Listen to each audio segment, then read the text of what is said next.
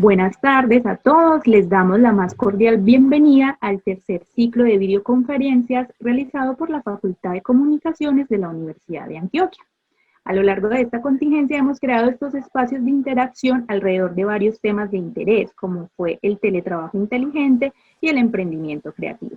En esta oportunidad nos encontramos para desarrollar el ciclo Pensar la paz desde la literatura. Esta es una iniciativa del proyecto Paz, Equidad y Diversidad Cultural del Plan de Acción de la Facultad de Comunicaciones de la Universidad de Antioquia. Este ciclo de videoconferencias en torno a la relación literatura y paz tiene como propósito contribuir a la discusión sobre conflictos sociales, políticos y económicos que afectan nuestra sociedad y que han sido representados desde distintas perspectivas por el arte literario. Es un privilegio para nosotros contar hoy con la asistencia de todos ustedes, como también con la de nuestro invitado, el novelista, escritor y docente Pablo Montoya. Reflexiones sobre la paz y la literatura será la conferencia que desarrollará el profesor Pablo el día de hoy. Profesor, muchas gracias por aceptar esta invitación. Con mucho gusto, muchas gracias a ti, Victoria, y al decano Edwin Carvajal por su invitación a abrir este grupo de charlas que sin duda van a aportar mucho al tema pues, de la paz y la literatura en este momento en el país. Antes de dar inicio, demos entonces la palabra al decano de la Facultad de Comunicaciones, Edwin Alberto Carvajal, para que nos dé un saludito de bienvenida. Decano, adelante. Muchas gracias, Victoria, y buen saludo para Pablo y para todos nuestros asistentes en esta tarde. Yo solo diré que este ciclo de conferencias que empezamos hoy es muy importante y que viene ligado a otro ciclo que tuvimos el año pasado, donde pensamos la paz desde la comunicación y el periodismo, ¿no? Desde los saberes que tiene la Facultad de Comunicaciones de la Universidad de Antioquia y que tiene como único propósito pues contribuir a la construcción de paz, ¿no? En esta época de posconflicto y en esta época, por supuesto, en la que cada día se hace más necesario apoyar, ¿no? Estas iniciativas de nuestra sociedad vinculadas con la paz. Así que inauguramos hoy ya no paz y comunicaciones y periodismo, sino paz y literatura. Los invitamos para que nos acompañen hoy y en los próximos jueves, los siguientes 2 jueves, porque serán 3 conferencias en total de este ciclo de paz y literatura, para que nos acompañen y podamos pues compartir, ¿no? Esta contribución y esta discusión tan importante que hace la Facultad de Comunicaciones a nuestra sociedad y al país. Muchísimas gracias, Pablo, por tu aceptación a participar en este ciclo y a todos los presentes por tomarse, ¿no? el tiempo para acompañarnos desde casa o desde el lugar en el que se encuentre. Buenas tardes. Buenas tardes. Muchas gracias, decano. Para entrar entonces en materia, le contamos que el profesor Pablo Montoya es escritor y novelista colombiano. Obtuvo su maestría y su doctorado en estudios hispánicos y latinoamericanos en la Universidad de la Nueva Sorbona de París. Ha ganado los premios Rómulo Gallego en el 2015, José Donoso en el 2016 y el premio de narrativas José María Arguedas en el 2017.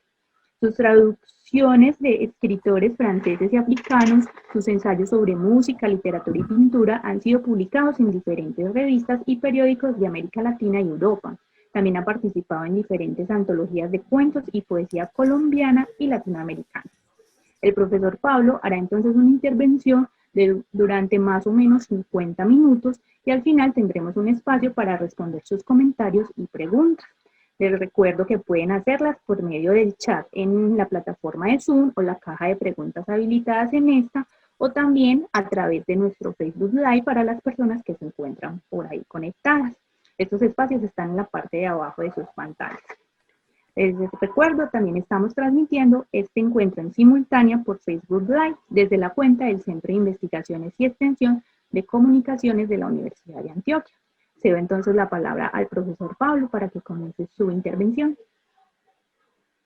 Buenas tardes, muchas gracias nuevamente a la Facultad de Comunicaciones, al decano Edwin Carvajal por hacerme esta invitación para hablar sobre este tema que siempre es pertinente, las relaciones entre la paz y la literatura, teniendo en cuenta, por supuesto, la situación de Colombia. Digo que es un tema pertinente porque en este país que vivimos Siempre estamos de alguna manera u otra abocados a hablar sobre estas relaciones conflictivas, de todas maneras apasionantes, entre ambos terrenos. Yo este texto que les voy a leer lo escribí hace un par de años, pero creo que todavía siguen vigentes algunas de sus consideraciones. De todas maneras es un recorrido por ciertos autores desde el Renacimiento hasta nuestros días y sus consideraciones sobre la paz, digamos, hechas en periodos muy turbulentos, por supuesto, como ha sido también el nuestro. Y hago estas reflexiones un poco también dentro de este marco que suscitaron los acuerdos de paz entre el gobierno colombiano y la guerrilla de las FARC. Y cómo a partir digamos, de estos recorridos trato como de establecer unas reflexiones que por supuesto son muy personales. Voy a ir acompañando mi lectura con algunas imágenes que preparé. Entonces, espero no demorarme más de 50 minutos y a continuación hacemos las preguntas, atendemos las preguntas pues correspondientes. Bueno, lo primero que debe decirse, apoyándose en Erasmo de Róterdam, es que la paz más injusta es siempre preferible a la más justa de las guerras. Erasmo lo considera así en su necesario texto, actual texto llamado Lamento de la Paz, que fue publicado, sin embargo, en 1516. Cuando Europa empezaba su ciclo agresivo de guerras religiosas. Lo que indigna a Erasmo es saber que la guerra la patrocinan personas poderosas que se creen honorables y que un pueblo ignorante es manipulado por ellas. Su indignación alcanza, sin embargo, un dramatismo mayor cuando se da cuenta de que sacerdotes y ministros cristianos del bando católico y protestante son los más eficaces promotores de la guerra. Él los llamaba a esos sacerdotes antorchas de la guerra. Erasmo, yo creo que es quizás el primer escritor en la historia moderna de Occidente que decidió enfrentar el equívoco de la guerra desde una voz autónoma. Voz que estaba convencida de que el mejor camino para los seres humanos, inmersos siempre en las tinieblas, según él, era practicar la concordia y vivir en paz. Pero entre Erasmo y nuestro presente han cambiado muchas cosas. Entre ellas, la percepción de la guerra por parte de quienes la han cuestionado. Erasmo era un hijo de su época, pensaba como tal que había guerras justas y entre ellas situaba las que el cristianismo emprendió contra los infieles de Mahoma. Como buen cristiano del siglo XVI, él no alcanzó a criticar esas largas y santificadas guerras que hemos llamado cruzadas, que son, no lo olvidemos, jornadas expansivas con claras pretensiones económicas justificadas por la cruz. Hoy se ha avanzado algo en este atropellado terreno y se puede afirmar que ninguna guerra, cualquiera sea su causa, su condición, es justa si esté amparada por un determinado sistema judicial. El planteamiento de Erasmo y a propósito del desarrollo de los acuerdos de paz del gobierno colombiano con la guerrilla de las FARC pareciera advertirnos que todos estos procesos están de tal modo diseñados que merecen reproches y deberían ser modificados para el beneficio no de los poderosos de un lado y otro, sino de la justicia y los derechos de las víctimas. La sociedad civil y sobre todo los sectores más injuriados por la violencia en Colombia casi siempre han estado ausentes en estos diálogos, y no solamente de Colombia, sino de todas partes. Y Erasmo es claro cuando anota que las legalizaciones de la paz, así estén plagadas de trampas legales, son mejores que la locura de la guerra. Hay otra conclusión, por lo demás, que se podría extraer de la lectura del Lamento de la Paz, que es la siguiente: quien reflexiona sobre la guerra y la paz es un hombre de conocimiento, una suerte de individuo letrado, como somos nosotros, sabedor de su fragilidad ante la fuerza del horror, pero que se toma a sí mismo como una conciencia de un determinado grupo social. Para Erasmo, así no lo diga él directamente en su lamento, la guerra es considerada como uno de los males supremos. Recuérdese que gracias a sus interpretaciones, un cierto racionalismo filosófico europeo, el que está presente, por ejemplo, en Sobre la paz perpetua de Immanuel Kant, no tardará mucho en comprender la guerra como el origen de todos los males y de toda corrupción moral, si es que ella, la guerra, no es el mal y la corrupción mismos. Mal que para algunos de sus apologistas es inherente a la condición natural e histórica del hombre, y para otros hay que erradicar para empezar a construir un camino más eficaz hacia la perfectibilidad humana. Hay otra formulación de Erasmo que es importante mencionar. Ella es tan básica y certera que, creo yo, sigue desarmando a cualquier emisario de la intemperancia. La paz consiste esencialmente en el sincero deseo por la paz.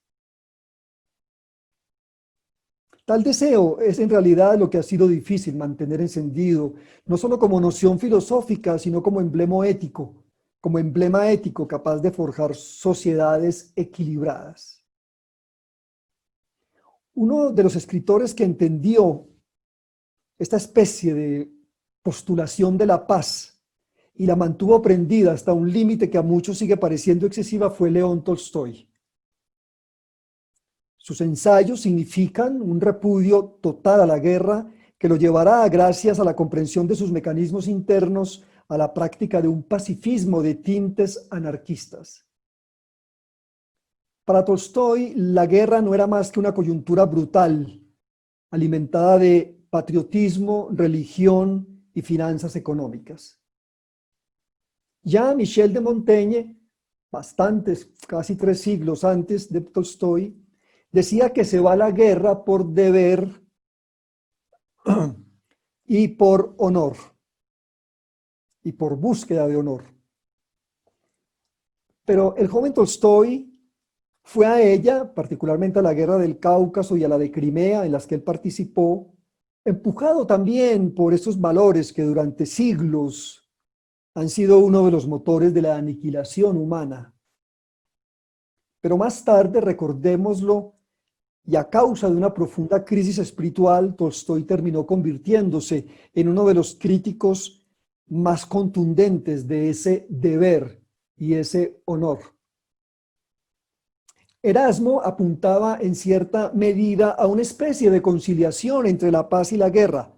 Los ensayos de Montaigne, en los pasajes que trata sobre diversas batallas, también toman este rumbo, pero Tolstoy, 3 siglos después, se asqueará de esta supuesta conciliación.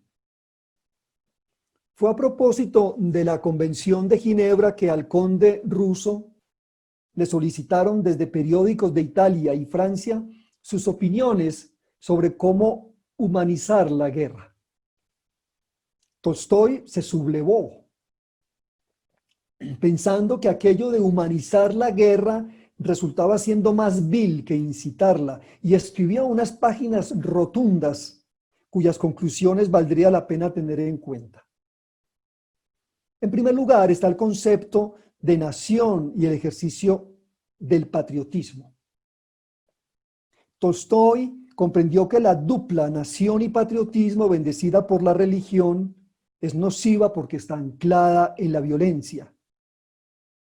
Y hoy existe, me parece, un mayor convencimiento entre las gentes que se preocupan por crear y desarrollar espacios de paz planetaria, que para lograrla ese organismo llamado Estado-Nación sigue siendo uno de los obstáculos mayores.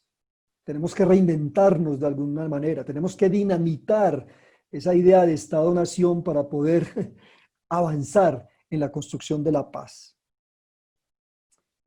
Miren, una organización, por ejemplo, como lo es las Naciones Unidas, ha demostrado su falta de eficiencia frente a la eliminación de la guerra, porque los estados que ella reúne monopolizan y sofistican el asesinato, amparados en su derecho fundamental de hacer la guerra interna y externamente. Gandhi lo expresaba con una claridad más tajante. El Estado representa, decía él, la violencia en una forma concentrada y organizada. Y Weber, desde el lado de una esfera más sociológica, definía el Estado como esa organización que posee el monopolio del uso legítimo de la fuerza física dentro de un territorio determinado. Ahora bien, el ataque contra el militarismo de Tolstói está enraizado en una convicción, que es la siguiente: él creyó que la guerra es una enfermedad de la humanidad y por lo tanto aconsejó ciertas curas. Como le parecía evidente que el militarismo de su época estaba alimentado de religiosidad y patriotismo, el escritor ruso propuso eliminar el servicio militar obligatorio, que ha sido desde tiempos remotos la base de las agresiones nacionales e imperiales. Muy curioso esta propuesta de Tolstói en estos momentos en que en Colombia particularmente estamos tratando o estamos intentando algunos de que la policía se convierta en una instancia civil. Y en este país de intemperantes y de guerreros, pues hemos visto las consideraciones que ha suscitado esta idea, que algunos países más civilizados que el nuestro, por supuesto, han implementado.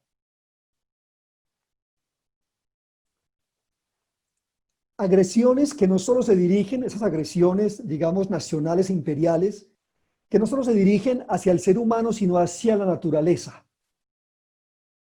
Basta una mirada general a las actividades militaristas, desde las emprendidas por el Imperio Romano hasta las efectuadas por las democracias neoliberales de ahora, para comprobar el mal ocasionado a los bosques, a los mares, a los ríos.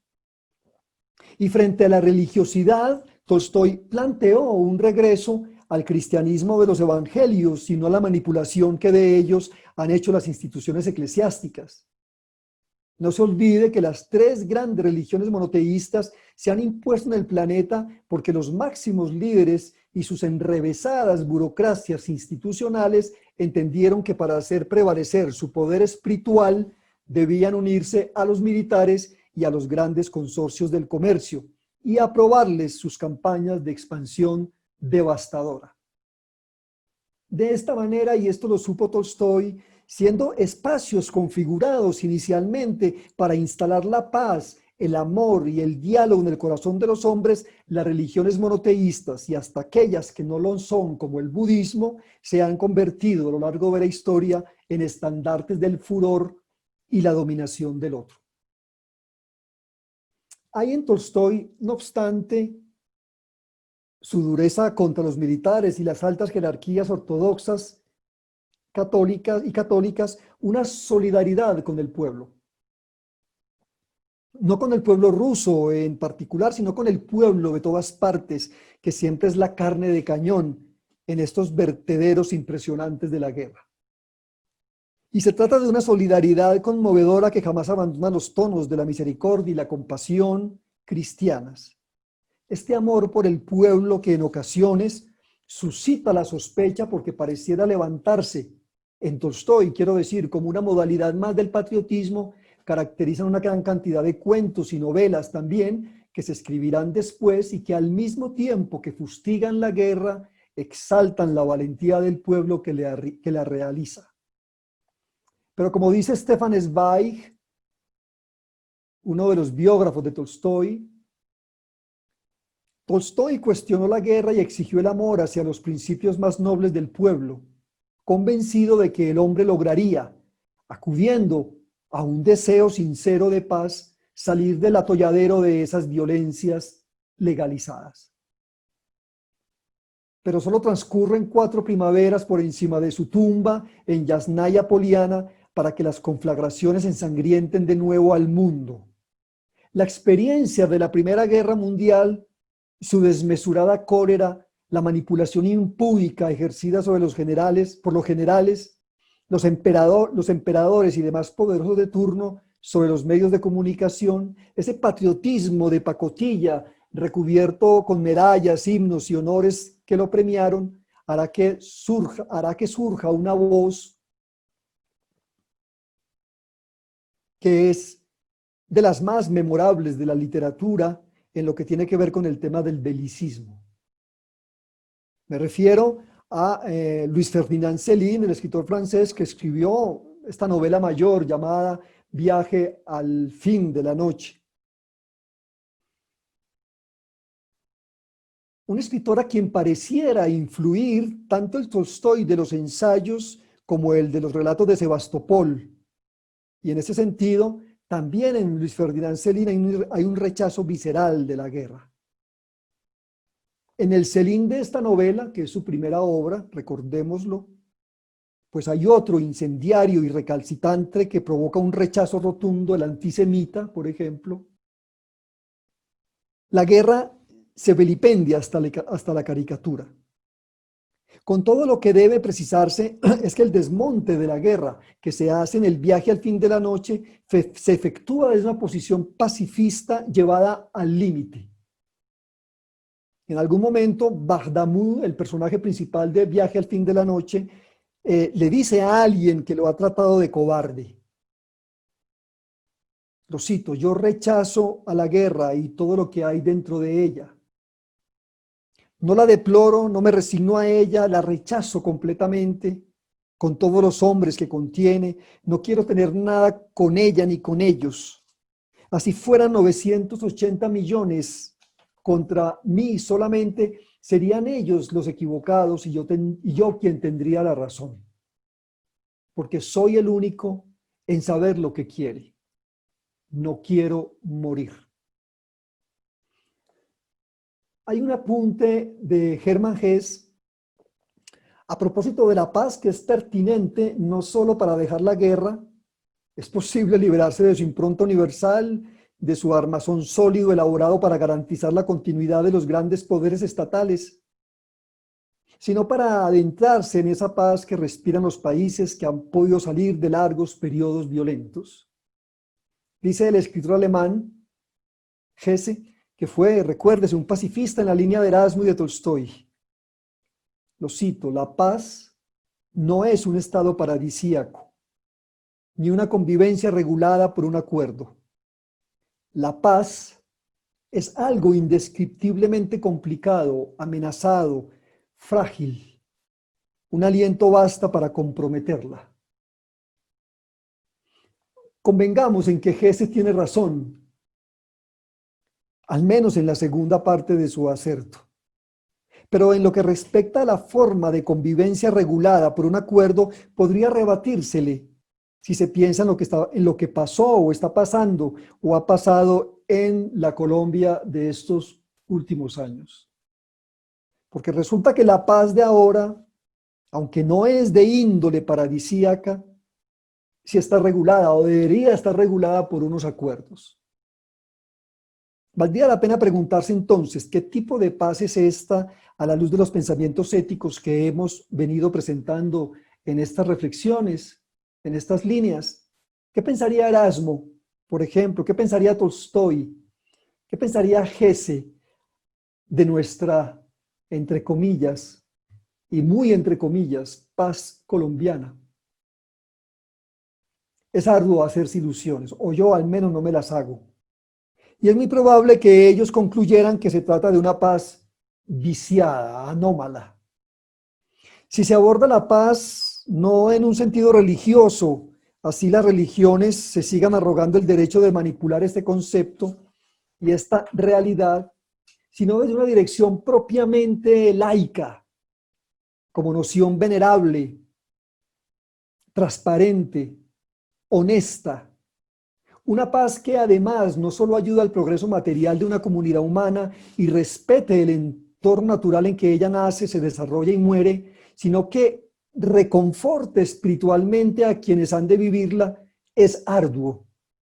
Enaltecer los procesos de paz firmados en La Habana. En primer lugar, porque estos procesos de paz, han sido han sido negociados por victimarios. Y estos victimarios, el gobierno y las FARC, han sido ejemplarmente brutales. Se sabe también que estos acuerdos, a pesar de su relieve imperfecto, fueron legitimados por las leyes a través de un diálogo y no a través de victorias militares. Aspecto plausible y que demuestra, digámoslo así, creámoslo así, una cierta evolución mental de los guerreros colombianos. Sin embargo, una legalización así no nos exime de sospechar que nuestra paz, como todas las de este tipo que se han firmado, hunden sus pilares en aguas cenagosas. Y es que una paz que surge de una negociación realizada por asesinos no garantiza ninguna magnanimidad. Así a este señor expresidente le hayan dado el Nobel de la Paz. Salvo, de todas maneras, que queramos entender su anhelo de concordia y su contrición por tanto sufrimiento causado con la guerra como una de las maneras de esa perfectibilidad humana que planteaba Tolstoy y que las sociedades intentan alcanzar generalmente sin muy buenos resultados. La paz, esa paz que se nos viene encima, que se nos ha venido encima como un tremendo reto de cara al mundo, de cara ante nuestro pasado, ante nuestro presente y nuestro futuro, debe ser una paz iluminada por la adquisición de un solo objetivo, que por supuesto no se ha cumplido. No más retaliaciones militares y en cambio una voluntad colectiva cuyo objetivo principal sea una reconciliación que saque a Colombia por fin del fango histórico hecho de tantas guerras injustas. Una paz que busque ante todo la creación y consolidación de una cultura donde la política y la economía se abracen con el respeto hacia la naturaleza y un sentido genuino de la solidaridad humana. Porque una paz que sume a los otros en la miseria y le niegue a los más desfavorecidos su dosis de consolación ante los males que han sufrido, y se afiance, como ha sucedido en Colombia, en una economía del despojo que prefiere el oro y otros minerales por encima de la defensa del agua y el aire, es una paz enteca. Y estas consideraciones yo las escribí cuando todavía no habían sucedido los crímenes de los líderes sociales. Por primera vez en la historia de Colombia hay muchas personas e instituciones que están trabajando para edificar esta paz. Pero a pesar de este montón de personas, hay otras tantas que han impedido que estos trabajos de edificación, digamos, se lleven a cabo. El precedente más cercano de un entusiasmo semejante fue lo que sucedió con la Constitución de 1991, pero entonces esa Constitución altruista, si Víctor Hugo la hubiera leído, volvería a sonreír y tratar a los leguleyos colombianos como criaturas angelicales. No fue suficiente para detener esta Constitución los demonios del paramilitarismo y la guerrilla, y no se diera la temible ventisca insuflada por el narcotráfico que habría de lanzar a este pobre país a una época de gran penumbra. De ella, por supuesto, no hemos salido, porque de la geografía nacional no se han erradicado ni la inequidad social, ni la miseria material y espiritual, ni el narcotráfico, ni el paramilitarismo, ni la corrupción, ni la impunidad, ni el miedo. Como vemos, Gese tenía muchísima razón La paz es un asunto demasiado frágil y más todavía en una Colombia como la que hemos edificado con tanta torpeza. La pregunta, por lo tanto, que me concierne en tanto que escritor es cómo la literatura podría participar en esta confluencia de múltiples inquietudes desprendidas por los acuerdos de paz firmados en La Habana y que hasta el momento han sido llevados con tanta dificultad. Debe sustentarse en un credo que ha movido la escritura literaria más arrojadiza, ha de hundirse en zonas turbias. En el caso colombiano significa sumergirse en el pavor de la guerra de estos últimos 50 años, que es una consecuencia de la guerra de la violencia partidista, y esta de la guerra de los 1000 días, y esta de las guerras civiles del siglo XIX, y estas de las guerras de la colonia y la conquista. Guerras que han tenido por lo general como piedra de toque la repartición de las tierras y sus riquezas en manos de unos pocos. Porque la historia de Colombia y de América Latina, recordémoslo, no es más que la historia de esta maltrecha distribución de unos bienes que en principio deberían ser patrimonio de todos. Habrá que imaginar una literatura pacífica, entre comillas, que rastree los vestigios traumáticos de tantas confrontaciones. Y esto debería ser así porque hay entre nosotros demasiados terrenos oscuros que permanecen escondidos o que se han ignorado a punta de la inveterada amnesia o a causa de la inveterada represión estatal o paraestatal que hemos soportado. La guerra de la que este país está saliendo, o que creíamos que iba a poder salir, ha dejado cientos de miles de muertos y millones de víctimas y una naturaleza afrentada. Por los numerosos ataques de los bandos en pugna. Y la inmensa mayoría de estas muertes siguen envueltas en una impunidad vergonzosa. La literatura debe entrar en esos territorios del desdén y el desprecio, de la ofensa y el salvajismo, para que luego desde su recinto de palabras pueda divisarse un horizonte de comprensión y perdón. Hay que reconocer con este autor norteamericano David Rieff que hay momentos en la historia de las sociedades en que lo mejor es practicar no la remembranza de un pasado tortuoso, sino un olvido sanador. Pero en nuestro caso, con todo el perdón del señor Rieff, donde hay tantas víctimas que han sido despojadas de su dignidad con ensañamiento, nuestra obligación es más recordar que olvidar, más remover los escombros del ayer que ocultarlos o ignorarlos.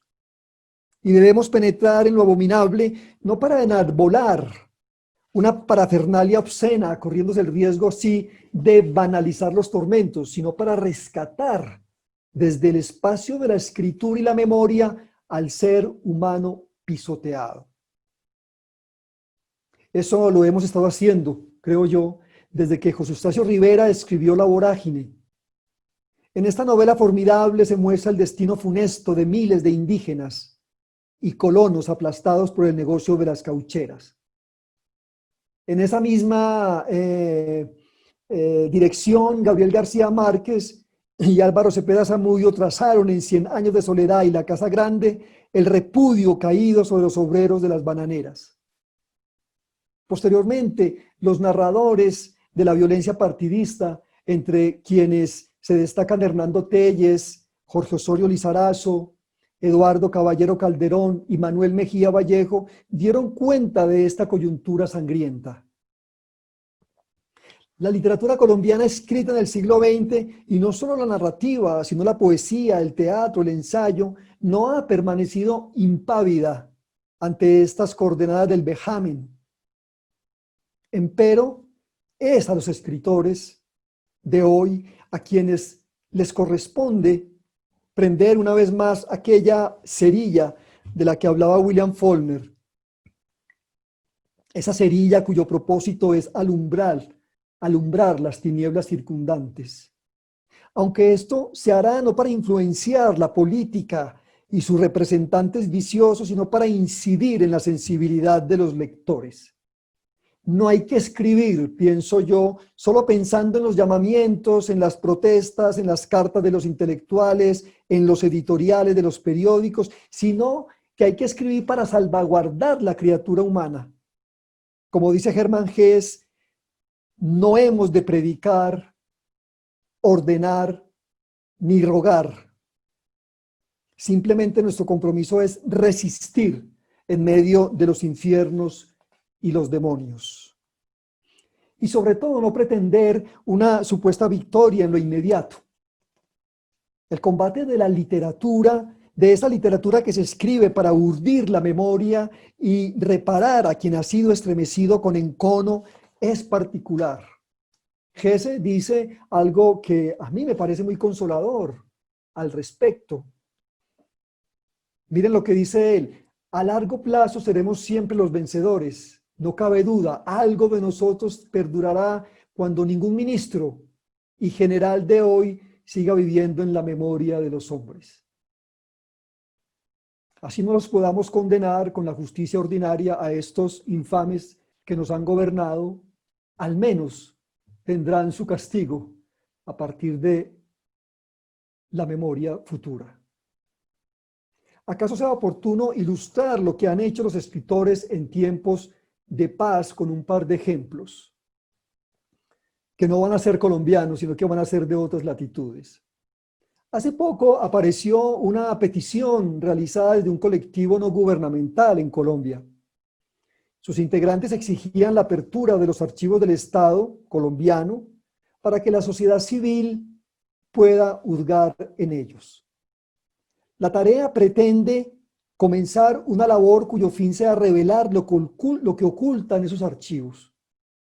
Así se sabría de la responsabilidad de políticos pujantes, de empresarios respetables, de venerables generales en actos criminales. Se conocerían conciliábulos espesos y alianzas siniestras entre unos y otros. Se trazarían las dinámicas del terror y los nombres de sus perpetradores. Ante este material archivístico, ¿cómo podría comportarse la literatura? ¿Qué y cómo escribir frente a estas cloacas del poder estatal?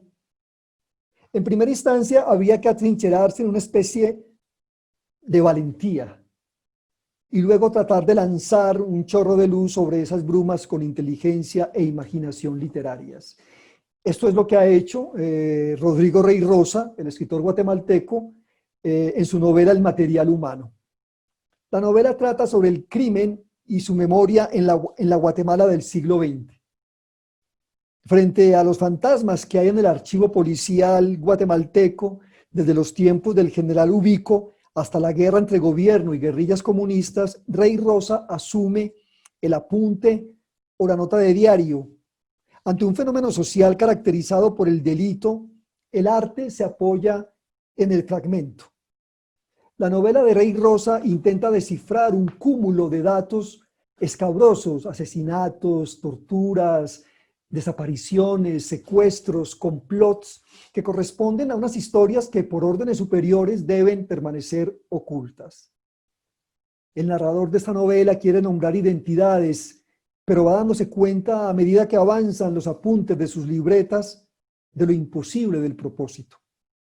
Y ello es motivado por la censura que se cierne sobre él y porque se siente incapaz de plasmar cabalmente esta degradación.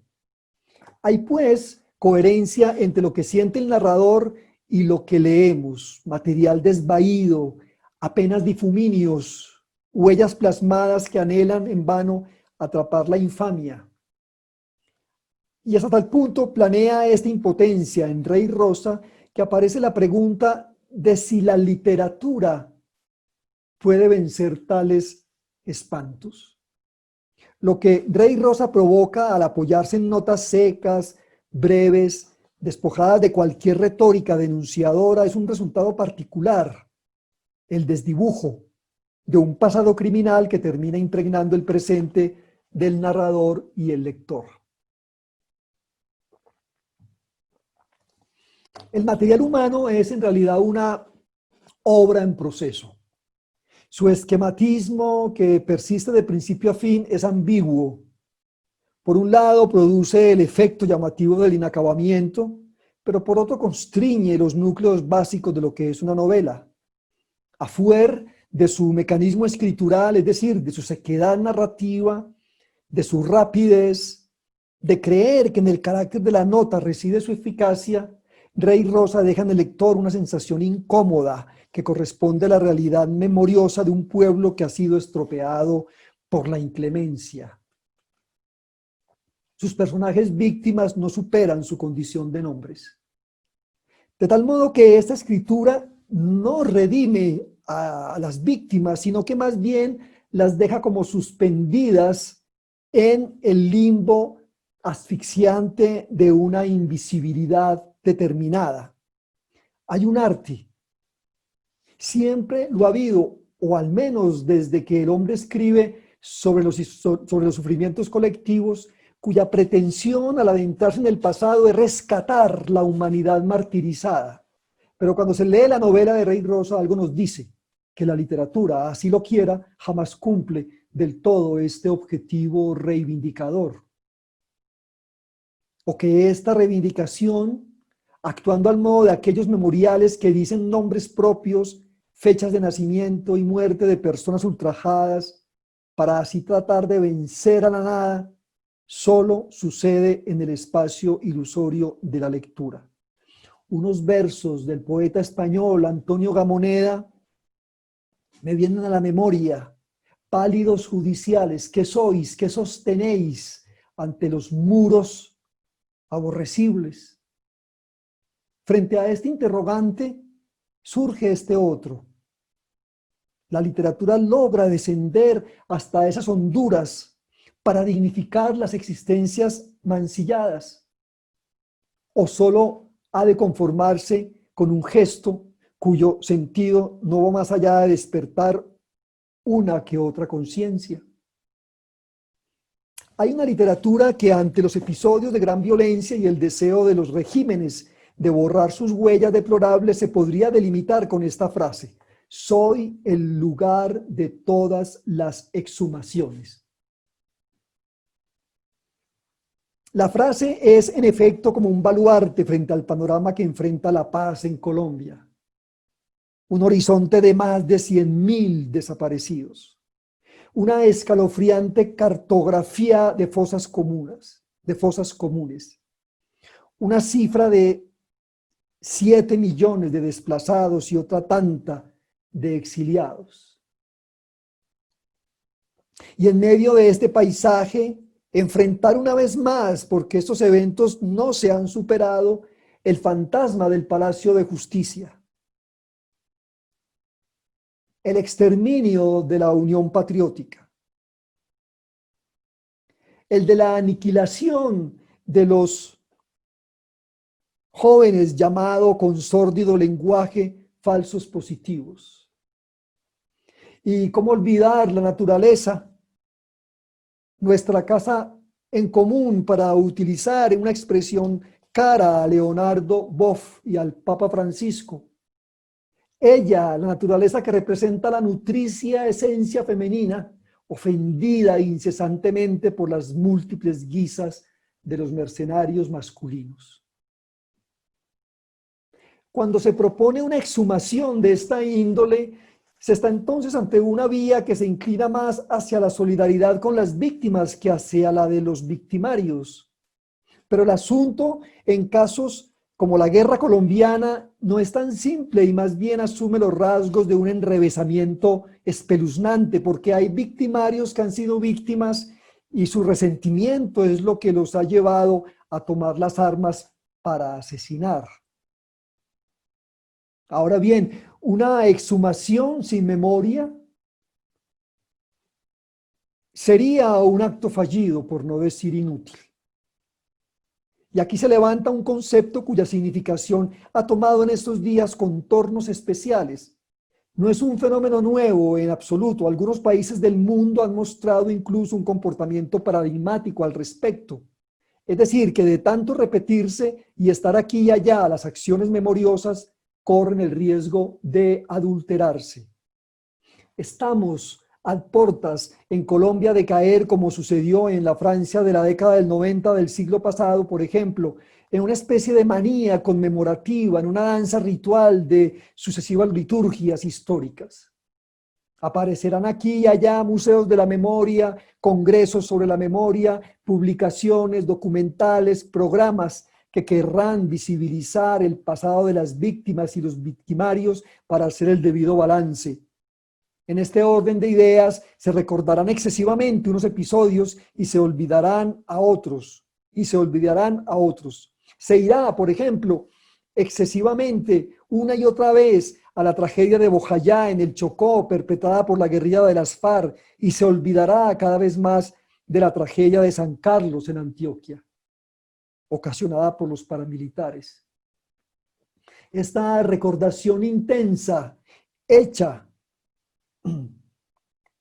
a la manera del mataculín, teniendo en cuenta un país como Colombia tan propenso al olvido, es esperanzador, por supuesto, pero de la misma manera despierta inquietudes. La memoria, dice Svetan Todorov, estaría amenazada en este caso no por el emborronamiento de las informaciones, sino por su superabundancia. En un contexto como el nuestro, se está dando una situación que suscita la polémica. ¿Cómo entender esos homenajes a la memoria de las víctimas cuando estos son emprendidos por el poder estatal? Y se sabe que este mismo poder es uno de los grandes responsables de esas calamidades. Estamos aquí, sin duda, ante una suerte de estado bipolar, que por un lado hace el mal y por el otro intenta resarcirse, apoyándose en labores humanísticas y humanitarias. Y muy particularmente, no se debe desdeñar el hecho de que mientras se efectúan estas celebraciones, se siguen cometiendo crímenes en los que quizás nunca haya castigo para sus culpables. Esto llevaría a preguntarse una vez más de qué sirve solidarizarse con las víctimas de ayer si se ignoran las de hoy.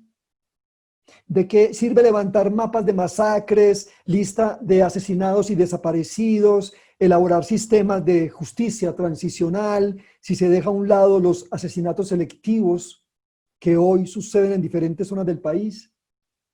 Hay una disposición para conmemorar la paz y se hace con aspavientos. Se elaboran los ásperos inventarios con la pretensión de que la justicia actúe.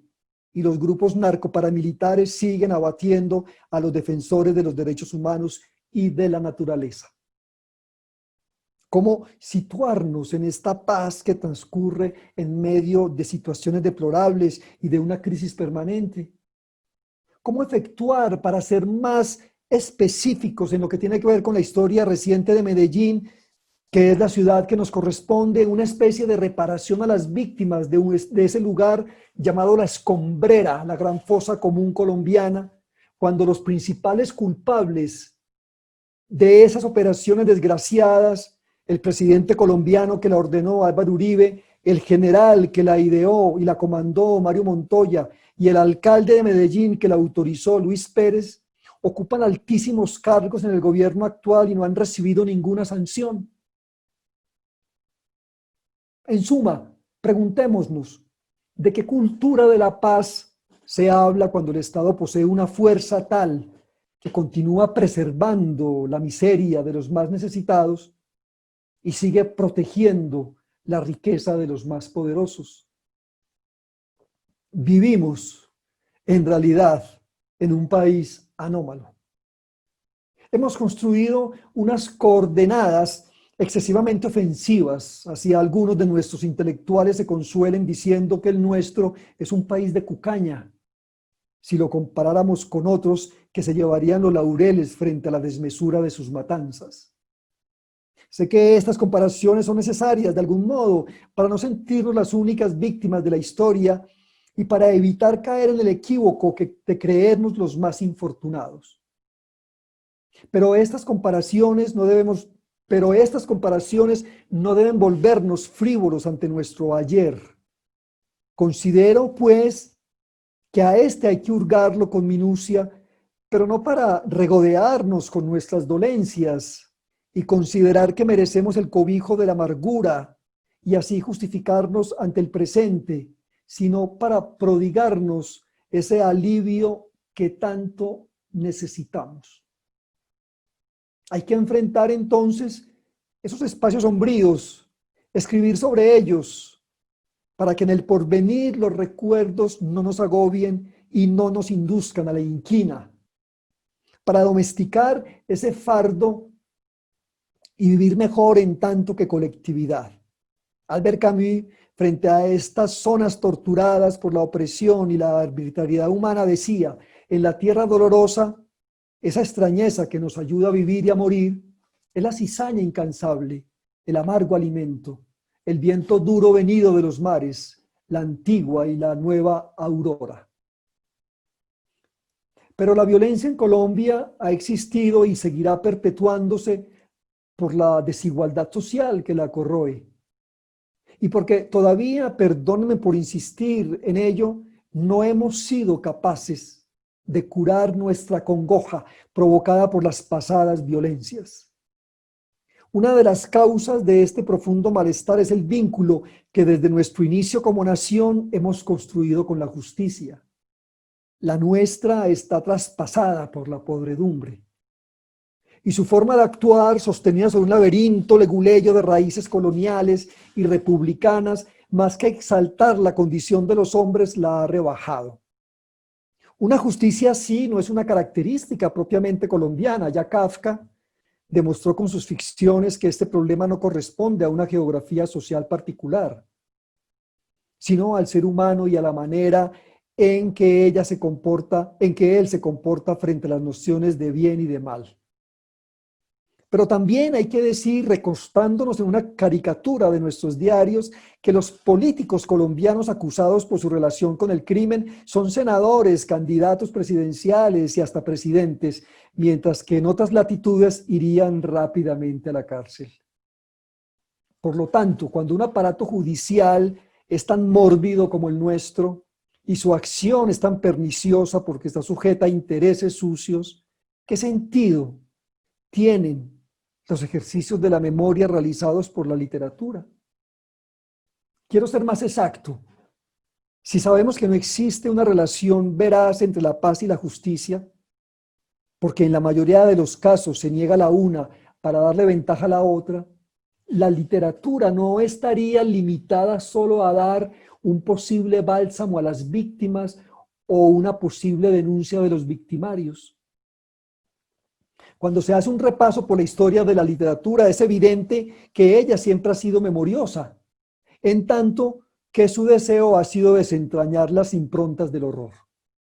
Una obra como la Ilíada, por ejemplo, escrita desde el bando aqueo y zarandeada por las intervenciones de la gloria y el heroísmo de los hombres y los dioses de la Grecia antigua, sigue siendo un espejo, que sirve para comprender las maneras en que una sociedad diseña una guerra y su pacificación respectiva.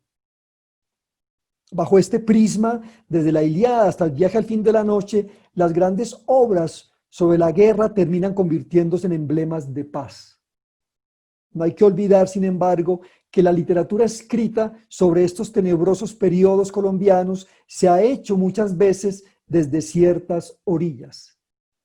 El escritor termina estando de un lado de un poder o del otro, y ahí está como ejemplo la lamentable noticia de un secuestro de Gabriel García Márquez, que indaga unas coyunturas del crimen colombiano homenajeando a un poder político que, según este escritor, era la mejor muestra de cordura y respeto, cuando era evidente que este poder estaba y está actualmente cubierto por una asquerosidad parecida a la que cubría a sus enemigos narcotraficantes. Lo que es necesario postular frente a estas construcciones memoriosas de la literatura colombiana y latinoamericana, hechas desde el periodismo, la historia y la literatura, es que el escritor debería efectuarlas manteniendo una cierta autonomía. autonomía que podrían servirle de escudo ante los formatos del amarillismo y el espectáculo, del artificio glamuroso, de la dominación ideológica, de la grosería que acompañan a los procesos de paz en nuestros días. Como vivimos en una sociedad de consumo democrático que todo lo deglute y lo transforma velozmente en mercancía, habría que preguntarse, ¿de qué modo preservar la memoria de los ultimados y vencidos sin que ella caiga en la manipulación de estas redes? Paso al segundo caso y con eso termino la charla. La novela de Patrick Modiano, Dora Bruder, es el segundo ejemplo que quisiera ventilarles para ilustrar los comportamientos de un escritor frente a la memoria. Comprendemos que el pasado es una realidad vasta de la cual estamos separados por un muro de silencio y olvido. Cuando nos tropezamos con él para sopesarlo, encontramos capas de polvo, con trazas de impenetrabilidad, confusas masas de rostros y acontecimientos sesgados por insultos, torturas, asesinatos, que parecen imposibles de precisar con la palabra. En esta dirección, el sentimiento de impotencia que despliega el narrador de esta cortica novela de Modiano, Dora Bruder, es de la misma estirpe que el de El material humano de Rey Rosa. Tales circunstancias son ineludibles por la misma condición en que transcurre el tiempo entre nosotros. Los seres humanos viven y mueren, y el espacio en que lo hacen va transformándose vertiginosamente. Llegan las nuevas generaciones para arrasar, a veces sin saberlo, o en otras sabiéndolo, lugares por donde se pavoneó la ignominia. Los hombres que han tramado un pasado siniestro por lo general se dividen en dos categorías: los que ocasionan el sufrimiento y los que lo padecen. A veces unos y otros son localizables, aunque en su gran mayoría se emborronan.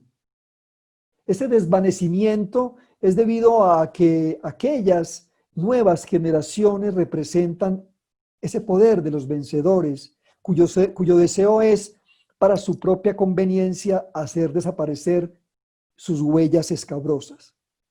Pero también es provocado por el humano deseo de olvidar las vergüenzas del ayer. ¿Cuántas veces, como dice Pessoa, quisiéramos no ser tiempo, ni ser memoria del tiempo, ni ser memoria del ser? Porque cada uno de nosotros tiene derecho a olvidar, y cada quien decide si debe recordar y qué debe recordar de un pasado aciago. Pero resulta que somos de igual modo parte de un engranaje social y estamos participando inevitablemente en la tragedia de los otros. Era Dostoyevsky quien decía: si no nos salvamos todos, ¿de qué sirve que se salven algunos? La memoria literaria reacciona entonces ante esos muros de amnesia y olvido levantados en nuestras sociedades modernas. Y lo que podría concluirse al leer Dora Bruder de Modiano es que el escritor solamente intenta, a través de la escritura y con la dosis de fracaso que esta labor de recordatorio implica, establecer un acto de liberación personal y por ende también colectiva. Desde el presente de un narrador que vive en el París de los años 90 del siglo XX, la novela de Modiano registra las sombras de esa ciudad ocupada por los nazis en los años 40. Su averiguación no es oficial y esto me parece fundamental resaltarlo. El narrador de Dora Bruder, como el del material humano, no trabajan para ninguna institución. Sus pesquisas no son pagadas por nadie, ni por estados que pretenden curarse de sus sentimientos de culpabilidad, ni por ONGs que buscan sobresalir con sus acciones en panoramas cubiertos por la censura y la indiferencia. En el caso de Dora Bruder, quien cuenta es un flaneur, un paseante, en el sentido bodeleriano del término. Recorre las calles de esa urbe, París, que es hospital, lupanar, purgatorio, infierno y prisión para narrarla. Solo que el ocioso y sibarita y escéptico paseante del Spleen de París se ha convertido en la obra de Modiano por el peso mismo de ese pasado doloroso y porque el autor es de prosapia judía en una suerte de conciencia denunciante. Finalmente, ¿qué ocurre cuando un escritor asume su pasado para darle forma a uno de sus tantos fantasmas? Brota la experiencia del vacío al que debe enfrentarse la memoria. Dora Bruder, la adolescente judía que es capturada por la policía francesa y enviada a Auschwitz, es un espectro. Al inicio de la novela no es más que un nombre con algunas características físicas que aparece en un anuncio de un periódico del París ocupado. Pero esa figura impalpable va configurándose a través de visitas minuciosas a archivos estatales y familiares y recorridos por calles e inmuebles, hasta que el lector la siente palpitar en su vitalidad de adolescente rebelde y en su desesperanza porque sobre esa muchacha ha caído el rayo del agravio. Ese itinerario investigativo, es decir, la reconstrucción a través del ejercicio de la memoria de una vida escarnecida y silenciada por el poder de los militares, provoca una impresión paradójica. De un lado está la certeza de que se necesita largo tiempo, una empresa azarosa de imaginación literaria y averiguación histórica para que emerja a la luz lo que ha sido suprimido. Pero de otro, se nos dice que al escribirse libros de este tipo, sus autores lanzan llamadas que son como señales de un faro que trata de iluminar en vano la noche. Porque una cosa es cierta, los escritores nos sentimos solos, desprotegidos, vulnerables, cuando auscultamos un pasado criminal desde vestigios inacibles. Por la dimensión del olvido y del silencio circundantes, tan solo resta esperar que nuestros mensajes arrojados a las tinieblas sean atendidos por los lectores. Y si ese lector surge, la conclusión de que escribir es dejar una impronta, así ésta desaparezca después, ha de levantarse como la gran justificación de nuestro oficio. Muchas gracias. Ahora entonces vayamos a las preguntas, Victoria, ¿cierto? Si las hay. Sí, profesor, vamos entonces a abrir el espacio de preguntas. Recuerden que las pueden hacer por la casilla de preguntas y respuestas, también las pueden hacer por el chat o si desean intervenir, pueden alzar la mano para habilitarles entonces el micrófono. Tenemos una pregunta que nos hace Carlos Rivas. Dice, el argumento de Céline contra la guerra, no quiero morir, ¿es realmente un argumento contra la guerra? Bueno, yo creo que es un argumento contra la guerra porque la novela del Fin de la Noche sí está dirigida a esa Primera Guerra Mundial, en el sentido en que Barthélemy ha estado en el frente de guerra, lo han herido y es enviado pues a un hospital. Ha ido con cierto patriotismo a esas primeras jornadas de la Primera Guerra Mundial, el personaje, quiero decir. Eso mismo le pasó al Céline, ¿no? Al escritor mismo. Pero después comienza a entender un poco la gran maquinaria aniquiladora de la guerra y la gran manipulación que es toda guerra. Y en ese sentido es que a él en los hospitales, a Barthélemy en los hospitales donde pasa su convalecencia, le insuflan de nuevo, o le quieren insuflar de nuevo el patriotismo, pero el patriotismo a él se le ha esfumado completamente porque le ha visto la cara a la guerra. Entonces, en ese contexto que la frase de Céline sí puede ser una crítica a esa guerra, a esa Primera Guerra Mundial, y yo creo que podría funcionar como una especie de confrontación ante cualquier guerra, solamente porque se quiere vivir, y la guerra es finalmente sinónimo de muerte y de asesinato. José Bernal pregunta, ¿Cuál es su opinión sobre la lectura de los acuerdos de paz en La Habana? Bueno, yo particularmente soy una persona bastante incrédula frente a la política tradicional colombiana.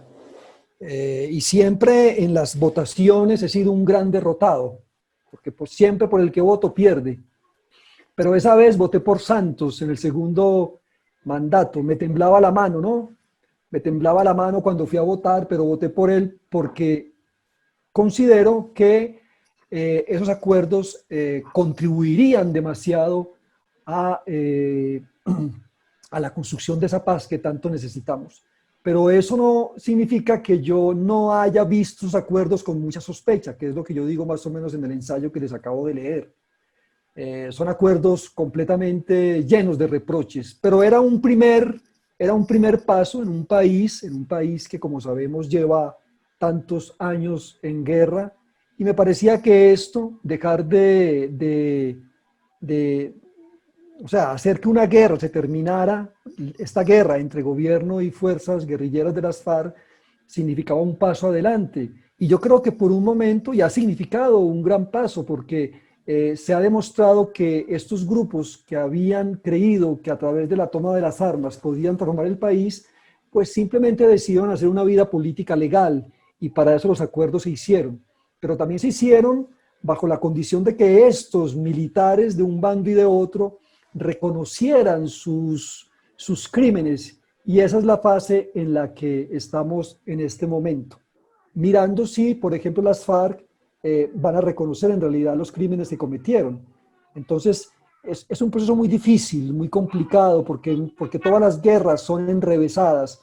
Y bueno, esperemos de algún modo que esos acuerdos logren al menos en este campo que tiene que ver con la guerrilla de las FARC, logre salir adelante. Ronald Casas pregunta, ¿qué papel juega la enseñanza de estas literaturas sobre la paz en la escuela para construir memoria histórica de la guerra? Bueno, yo creo que contribuirían mucho a concientizar a los estudiantes digamos, de bachillerato particularmente, aunque en las escuelas también deberían de incrementarse estas enseñanzas de la paz. Pero no sé si esto se logre o se ha logrado en la educación colombiana. Yo particularmente pienso que las universidades, que es el ámbito de trabajo, son lugares donde este tipo de consideraciones se ventilan, ¿sí? De hecho, en mis clases de literatura yo toco numerosísimas veces este tema de la guerra, de la paz, de la relación de la literatura o de la función de la literatura, de la función social de la literatura.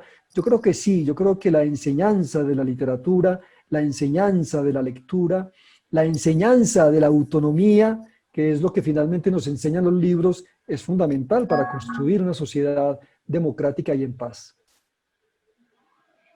Ricardo Contreras nos dice, un saludo profesor Pablo, ¿qué hacer con la literatura que coquetea con las dictaduras y con lo que podemos llamar los vencedores de la historia? Pongo como ejemplo, ¿qué hacer con Neruda y su complicidad con el comunismo? Bueno, ¿y qué hacer con Vargas Llosa y su complicidad con el neoliberalismo, por ejemplo? ¿O qué hacer con, digamos, con tantos intelectuales en el caso colombiano que han apoyado y aprobado la política de seguridad democrática del expresidente Uribe? Es decir, la literatura desde un principio, desde Grecia, desde la Grecia antigua, ha tenido como dos formas de mostrar a sus exponentes. La una del escritor que colabora con el poder. Y que le dice al poderoso, yo estoy aquí para ayudarle a construir digamos, su sociedad, su país, su política. Y del otro lado está el escritor que no está en contra, pues que está en contra del poderoso. En algún momento Platón, con el tirano de Siracusa, si mal no recuerdo, Platón le dice al tirano, trabajemos juntos. Pero bueno, el tirano no le hizo caso, para fortuna de Platón. Pero está el caso de Diógenes, que le dice al poderoso, Alejandro Magno, que se le acerca a saludarlo, Diógenes, ¿qué le dice? Por favor, quítate de ahí, que estás impidiendo que el sol me llegue. Yo creo que son dos posiciones frente al poder, y creo que esas dos posiciones han, digamos, han transitado una buena parte, o gran parte, o toda la literatura, digámoslo así. Entonces, sí, los escritores de alguna manera creen en algunas panaceas sociales. El caso de Neruda es clave. Después el Neruda de los últimos poemas va a arrepentirse digamos, de su relación con el comunismo, sobre todo con el comunismo estalinista, que fue tan agresivo y tan brutal. Pero igualmente existen muchos escritores que, digamos, colaboraron claramente con la oposición de ese comunismo de entonces, que fue un capitalismo igualmente agresivo y violento. Pero los escritores, cuando se meten a trabajar de la mano del poderoso, yo creo que siempre terminan susceptibles de ser criticados. Juan Diego Rincón nos dice, ¿debe reinventarse la democracia? ¿Cuál es el papel de la joven en la sociedad actual y para dicha construcción? Es que se te fue la voz. ¿Me repites la pregunta que se interrumpió en algún momento? ¿Debe reinventarse la democracia? ¿Cuál es el papel del artista joven en la sociedad actual y para dicha construcción? Sí, yo creo que debemos cada día reinventarnos, sobre todo en un país como Colombia, ¿no? La democracia en este momento que está tan debilitada con este gobierno actual, que pareciera que acepta que la policía dispare contra los manifestantes, armas de fuego. Yo creo que la democracia, bueno, este es un país que es de una democracia muy frágil en realidad. Este es un país que se jactó durante mucho tiempo de tener una democracia en medio de otros países que tenían las dictaduras. ¿Sí? Aquí nos dijeron siempre a nosotros que somos una democracia, nuestras instituciones, etcétera, etcétera. Y resulta que este país democrático ha dejado una estela de más de 100.000 desaparecidos, lo que no hizo ninguna dictadura. Entonces, ¿qué democracia es esta? Es una democracia completamente fallida. Es una democracia que hay que reinventarla, hay que construirla de nuevo, hay que oxigenarla. Y en ese sentido el papel del arte, de la literatura, es fundamental. Los jóvenes, pues los jóvenes son los que deben reconstruir este país. Nosotros no pudimos hacerlo. Hablo de mi generación que pensamos, creímos en unos proyectos revolucionarios completamente fallidos y agresivos y brutales. Yo creo que los jóvenes de ahora y los jóvenes de siempre son los destinados a reconstruir el país. Y un país como este que está, digamos, tan amenazado por su modelo social mismo. Somos el país de América Latina que se permite que en menos de un mes haya tantas masacres. Esto que pasó hace días con los manifestantes de Bogotá es impresentable en el medio latinoamericano. Es vergonzoso que Colombia haya mostrado eso. En ninguna otra parte de América Latina, ni en Venezuela, que es un país que se fustiga tanto, desde Colombia ha pasado eso.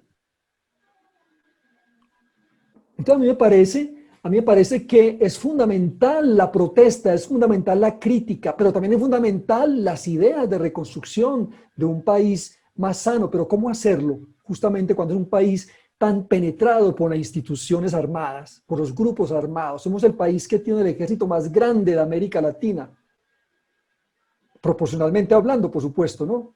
Somos el país que tiene diferentes guerrillas, diferentes grupos delincuenciales, bandas criminales. Tenemos la seguridad privada, que es otra institución militar. ¿Qué es eso? ¿Qué país hemos construido? ¿Cuál es el modelo social que le estamos dejando a las nuevas generaciones? Un país armado hasta los dientes. La única manera en que podemos convivir es estar armado hasta los dientes. Me parece que ahí es cuando la juventud tiene que participar, ¿no? Y por eso es fundamental leer a estos señores que yo he citado ahora, a Erasmo, a Montaigne, a Tolstoy, a Germán Hesse, a Gandhi, a Romain Rolland, a Stefan Zweig, a los grandes pacifistas del siglo XX. Ellos son los que hay que leer, ya no más teorías de la revolución armada. ni esas ideas del Estado-Nación, que son, el Estado-Nación ya está más que caduco. Tenemos que pasar a otra faceta de la humanidad, inventarnos otro árbitro que no sea la guerra. Y ahí viene la invención. La reinvención de la democracia es justamente una reinvención que apunte a eliminar la guerra. Patricia Torres nos dice, ¿usted cree que los escritores colombianos están en el plan de impulsar la paz? ¿Realmente podrían hacerlo? Bueno, sí, hay escritores que yo creo que están apuntándole a la paz en este momento, que hablan escriben en sus columnas, escriben en sus ensayos, participan en estos eventos. Yo creo que hay unos espacios que se le ofrecen a los escritores. Yo no sé hasta qué punto los escritores y los libros puedan transformar a una sociedad. Hablo de un libro de literatura, ¿no? No sé hasta qué punto sea posible eso. Alejo Carpentier decía en algún momento que un libro de literatura no transforma a la sociedad, puede transformar al lector. Los libros que transforman a la sociedad son los libros de economía, los libros de política. El Capital de Marx transformó completamente las sociedades, pero yo no creo que Guerra y Paz de Tolstói las haya cambiado. Pero hay unos espacios que se nos ofrecen a los escritores para que hablemos de estos temas. Y creemos, hay un pacto social en el que creemos que nosotros contribuimos de algún modo con nuestras palabras, con nuestros textos, con nuestras conferencias, a edificar esos espacios de paz. ¿Sí? Y yo creo que pues funcionan, ¿no? Funcionan. No estamos hablando de póngase en firme, no estamos elogiando las armas, no estamos elogiando los símbolos del poder opresivo, estamos hablando de otro tipo de situaciones que me parece que hay un público que las recibe y piensa en ellas y de alguna manera actúa cotidianamente fundado o apoyado en este tipo de conceptos. José Betancourt nos dice, usted ha mencionado que en la novela de Céline se propone un pacifismo al límite. No obstante, ese pacifismo exacerbado de Bardem lo lleva a un hastío general de la vida, y especialmente de la compasión humana. ¿No implica esto una contradicción que fácilmente puede desembocar en totalitarismo que bajo el argumento de la paz impongan guerras cada vez más violentas? Lo que pasa es que la manera en que Céline denuncia la guerra en El viaje al fin de la noche es una manera grotesca, es una manera caricaturesca, es una manera esperpéntica. Exacerba las situaciones de violencia para suscitar en el lector un repudio a esa violencia. ¿Sí? Entonces a veces Céline suscita ese tipo digamos, de contradicciones. Por ejemplo, en Céline y en la misma novela El viaje al fin de la noche hay una crítica al colonialismo, porque recuerden que la novela sucede en varios planos, un primer plano que es la Primera Guerra Mundial, un segundo plano que es el colonialismo francés y europeo en África, luego viene, digamos, la gran masificación y la opresión de los obreros en Nueva York, y luego viene la pobreza, la situación de crisis económica permanente en las afueras de París. Creo que son los cuatro momentos en que, o los cuatro espacios en que Bardem vive.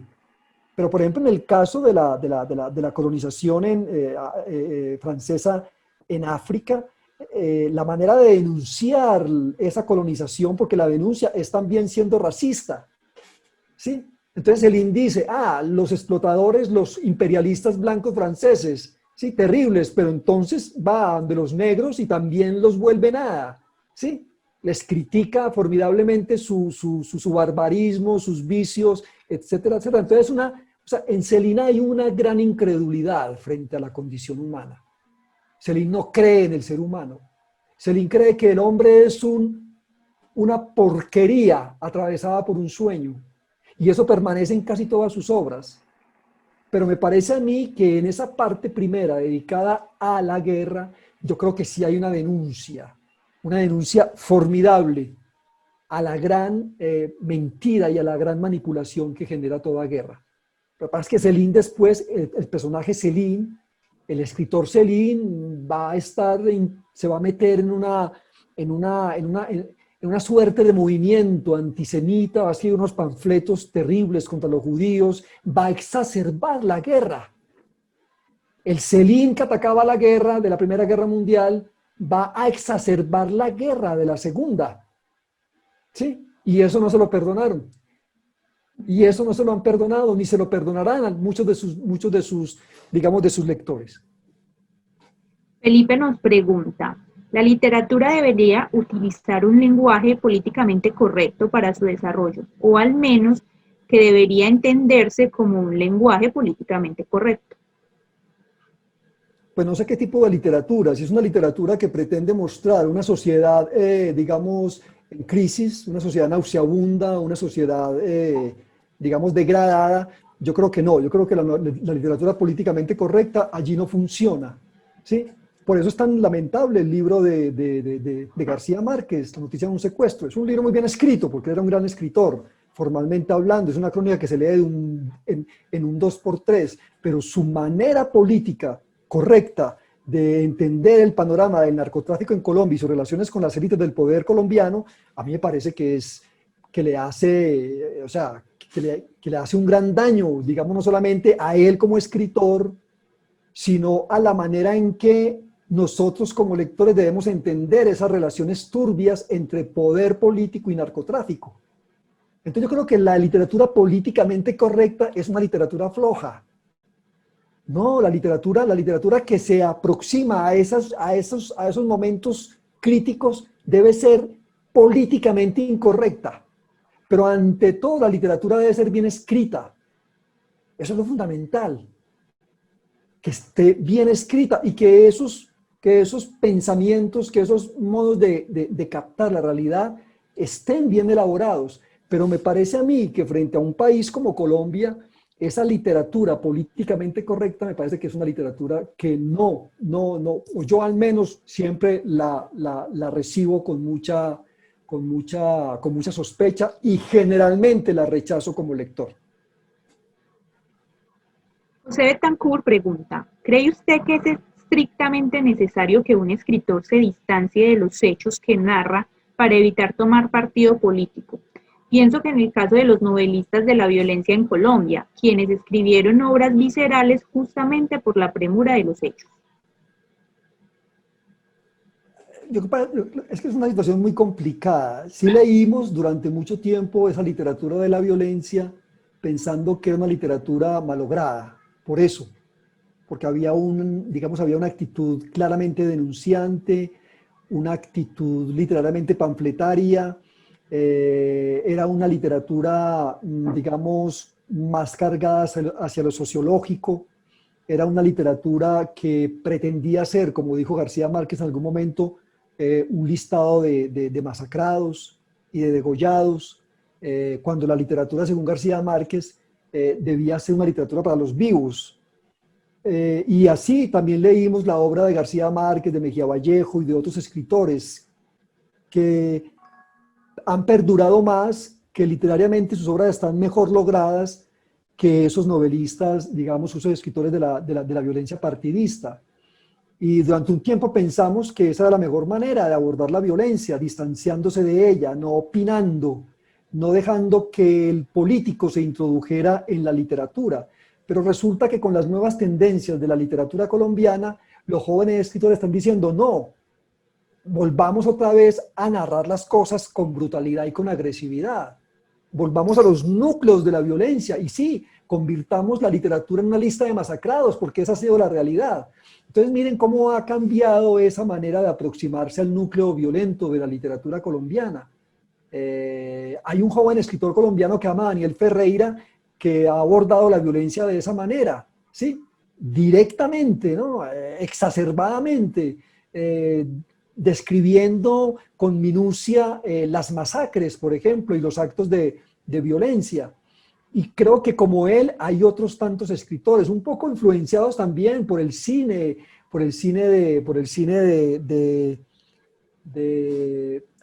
¿cómo se llama el director de Pulp Fiction?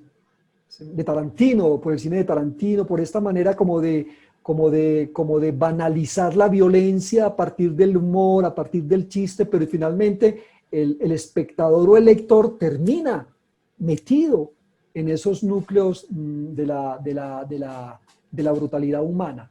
Entonces yo creo que eso depende más bien de lo que sucede. Hay novelas que están embargadas, están inundadas de opiniones políticas y funcionan perfectamente.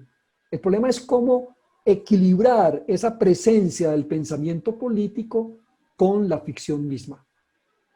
Profesor, para ya ir cerrando, nos preguntan, Erika Areiza, ¿cuándo se publicará su novela La Escombrera y qué comprensiones le ha permitido este proceso de investigación y escritura en relación con la violencia y la memoria histórica sobre Medellín, de manera particular sobre la Comuna 13? Bueno, la novela se va a publicar el próximo año, creo que en febrero. Se iba a publicar ahora en la Fiesta del Libro de Medellín, pero bueno, se postergó un poco el asunto. Es una novela, bueno, la pregunta que me haces es como para dar otra conferencia, digámoslo así, sobre el proceso de escritura de La Escombrera.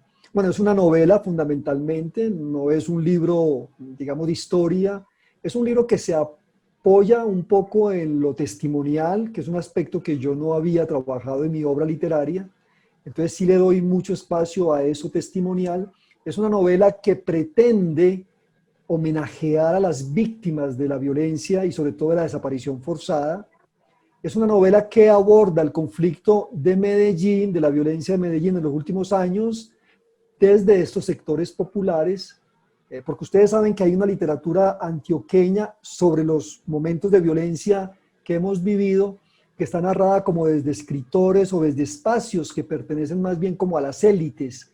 La Virgen de los Sicarios, por ejemplo, que es narrada desde un gramático culto que hace parte justamente de las élites antioqueñas o de los grupos de poder antioqueño. El olvido que seremos, que es una especie de recordatorio de un padre al que asesinan y también se hace desde unos espacios muy particulares de las élites de esa ciudad.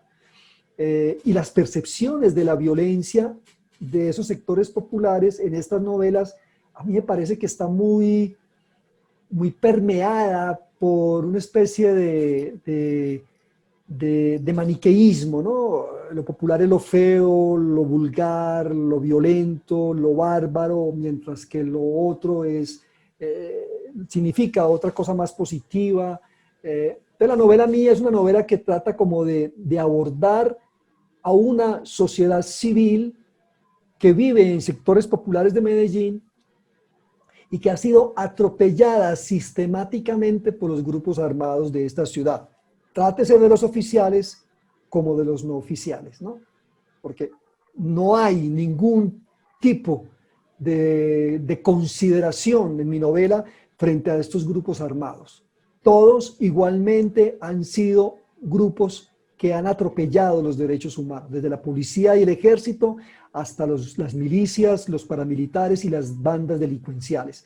Entonces lo que hay en la novela es una especie como de cartografía de la ciudad que me permitió entender sin duda alguna varias cosas. Una de ellas que hay un gran movimiento de resistencia civil, pero que estamos gobernados por unas élites que nos han dejado un modelo social aparentemente civilista, pero que está fundado completamente en las armas. Entonces, ese modelo social antioqueño, yo particularmente lo rechazo radicalmente. Y la novela también es una especie como no de denuncia, quiero decir, porque es una novela, repito, una novela que tiene muchos elementos artísticos, muchos elementos, digamos, que tienen que ver con la música, con la pintura, bueno, etcétera, etcétera. Pero a mí me parece que sí hay en esas páginas, o pretenden proponer una especie de rechazo ante ese modelo que nos han querido vender como el gran modelo, ¿no? O sea, nos impusieron la desigualdad social, nos impusieron las injusticias, nos impusieron sus guerras y nos imponen también su remedio y quieren que celebremos todo esto. No faltaba más, no lo vamos a celebrar. Yo no se los voy a celebrar. Y mi novela es una no celebración de esa gran violencia y de ese remedio de la seguridad, de la política de seguridad democrática que nos han vendido como la gran panacea. Muchas gracias, profesor Pablo, por habernos aceptado esta invitación a participar en nuestro primer encuentro de la Cátedra de la Paz. Muchas gracias también a todas las personas que nos acompañaron en esta tarde. Queremos invitarlo entonces para que nos acompañen la próxima semana, ¿cierto?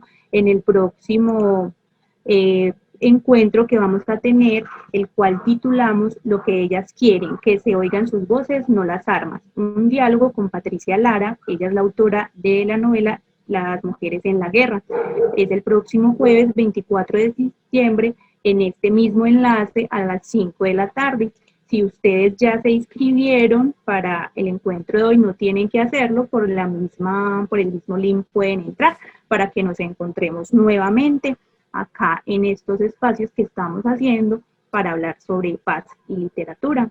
Entonces, muchas gracias a todos por participar, a las personas que nos mandaron sus preguntas y no pudimos leerlas. Les ofrecemos pues como una disculpa, pero ya el tiempo se nos acaba. Entonces, feliz tarde para todos. Bueno, muchas gracias nuevamente a todos, muy amables por su presencia, por su atención y bueno, hasta la próxima vez. Mucha suerte pues en sus actividades. Pablo, muchísimas gracias a ti y a todos los asistentes que estuvieron tan vinculados y tan comprometidos con esta conferencia y con la conversación final. Un abrazo muy fuerte para todos y hasta el próximo jueves. Gracias, Edwin, muchas gracias. Que tengan muy buena noche. Hasta luego.